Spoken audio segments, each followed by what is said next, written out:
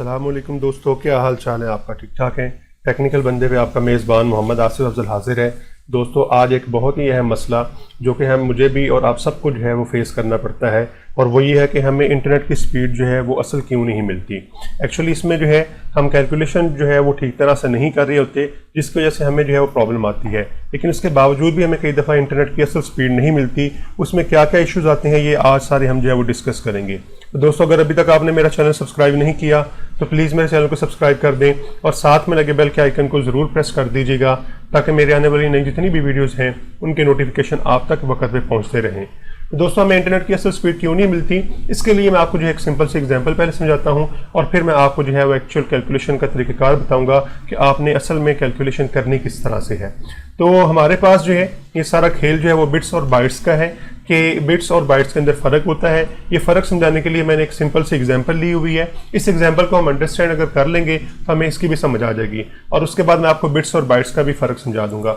हमारे पास सिंपल सी जो एग्जांपल है वो ये कि फ़र्ज़ कर लें हम किसी शॉप पे जाते हैं और वहाँ से जाके जो है हम उससे कहते हैं कि हमें 1 किलोग्राम जो है कुछ चीज़ दे दो। मतलब हम उससे कहते हैं कि हमें 1 किलोग्राम जो है वो आप चीनी दे दो या शुगर दे दो।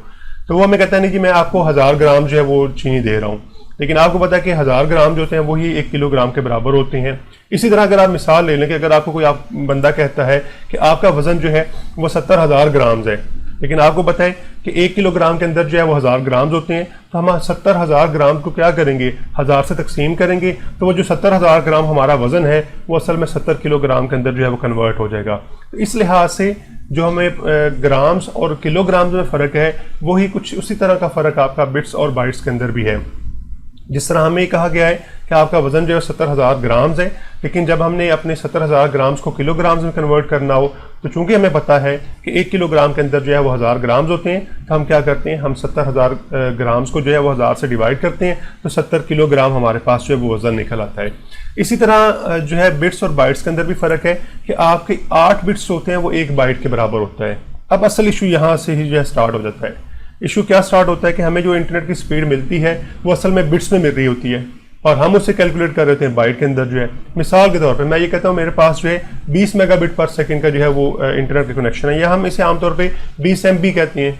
लेकिन ये MB जो हमारे पास है ये हम असल में नहीं समझ रहे होते कि ये B जो है ये बिट है या बाइट है। अब ये हमारे पास बिट्स होते हैं।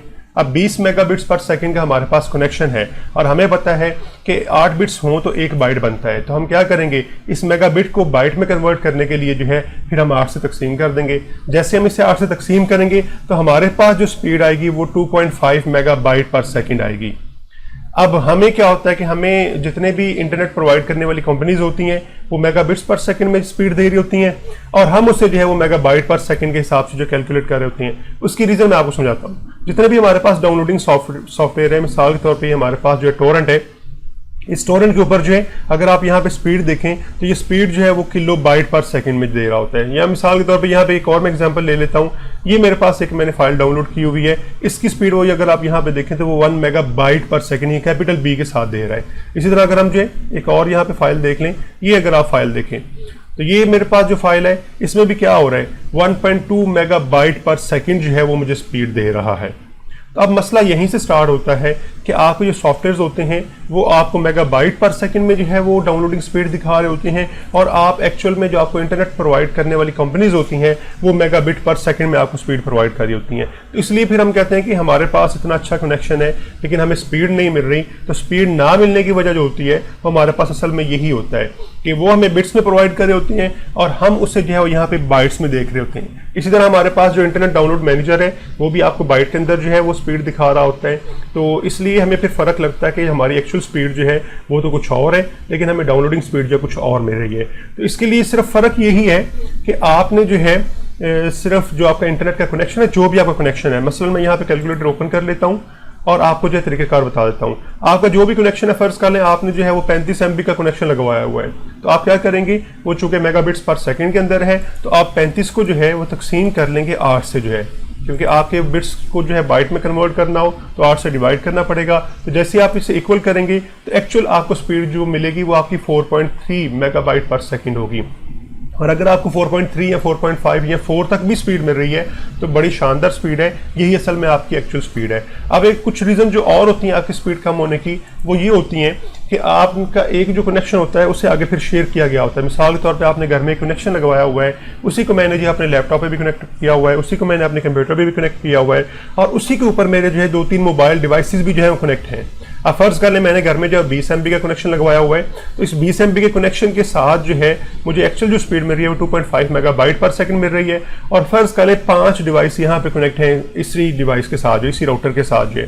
तो अब क्या होगा, वो स्पीड शेयर हो जाएगी, तो तब आपको जो है वो अगर 500-600 किलोबाइट पर सेकंड के हिसाब से मिल रही है स्पीड जो है, तो वो असल में आपकी ठीक है, यानी जिसे हम कह लेते हैं 0.5 मेगाबाइट पर सेकंड अगर आपको मिल रही है, या 1 मेगाबाइट भी मिल रही है, तो वो भी ज़बरदस्त है, क्योंकि आपकी स्पीड जो अब शेयर हो रही होती है।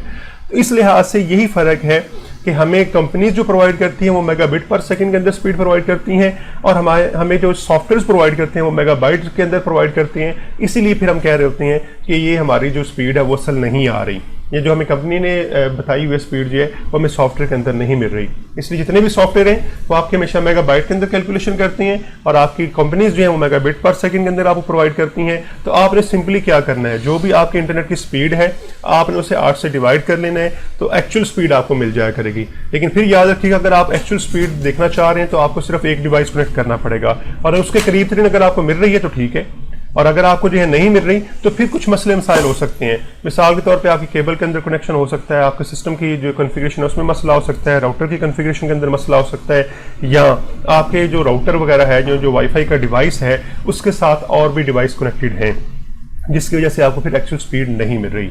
तो उम्मीद है आपको समझ आ गई होगी। तो अगर आपको जो है वीडियो पसंद आई है तो वीडियो को ज़रूर लाइक कर दीजिएगा, और अगर अभी तक आपने मेरा चैनल सब्सक्राइब नहीं किया तो प्लीज़ मेरे चैनल को सब्सक्राइब कर दें, और साथ में लगे बेल के आइकन को ज़रूर प्रेस कर दीजिएगा, ताकि मेरे आने वाली नई जितनी भी वीडियोज़ हैं उनके नोटिफिकेशन आप तक वक्त पे पहुँचते रहें।